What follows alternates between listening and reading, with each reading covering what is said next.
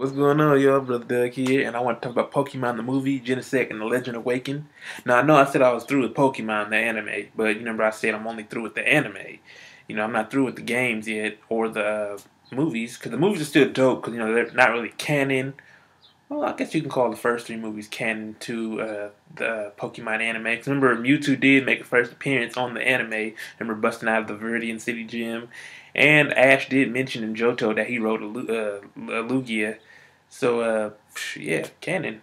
So the story is about Ash and company coming across a group of Genesects who take over a Pokemon Hill, which is like reminiscent of Central Park, because the whole setting is like New York, Central Park, the bridge and the whole nine.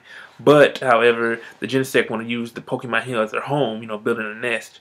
And a few things I didn't like about the movie. I didn't like how Mewtwo was voiced by a girl. I'm not a feminist. I'm not a sexist or anything like that.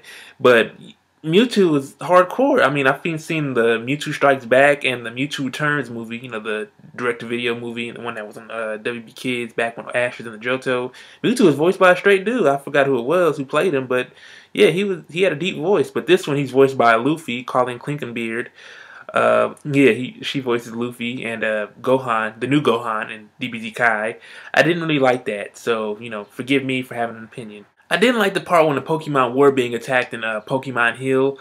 The first encounter, and they didn't attack back. They were just running and screaming. The only one who had heart was Feraligatr, and so that kind of showed how weak they were until later on they realized, hey, we got to fight back. So that was pretty awesome. The second time around, the second fight was pretty awesome. Also, don't you need a Mega device to activate a Mega Pokemon?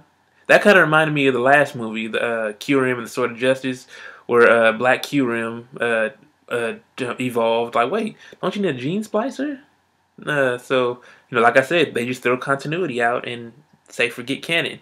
And of course, we're watching a Pokemon movie. You're gonna have some Pokemon movie cliches, like the Pokemon talking, mainly the legendary Pokemon, sometimes even the side Pokemon. But even though Slow King in the second Pokemon movie wasn't really a legendary, he was still a hidden Pokemon for the Johto League or the Johto region. I was Ash specifically acting like he didn't know who Mewtwo was. Like, bruh, you've seen him before, and this is kind of canon, Ash, and you're acting like you haven't met him before. And even Mewtwo was acting like he hasn't met Ash before. He was like, oh, it's great meeting you all. Like, wait a minute, didn't y'all in the first... Remember, Mewtwo had that whole clone gang from the first movie and from the sequel to that movie. So I was like, where were they at? They could have helped out fighting the Genesect. Why is Ash? Did he not learn anything from the first? Well, apparently he didn't, because his memory was erased. Why does he always get in the middle of these fights? No, you guys shouldn't be fighting. That's how his ass got turned to stone in the first movie. But he didn't remember that, so how can you learn from your mistakes if you can't remember? So other than that, I give the movie a solid 4.5 out of 5. Yeah, it had its little flaws, but it was still entertaining to watch, though. I was locked in, like, oh,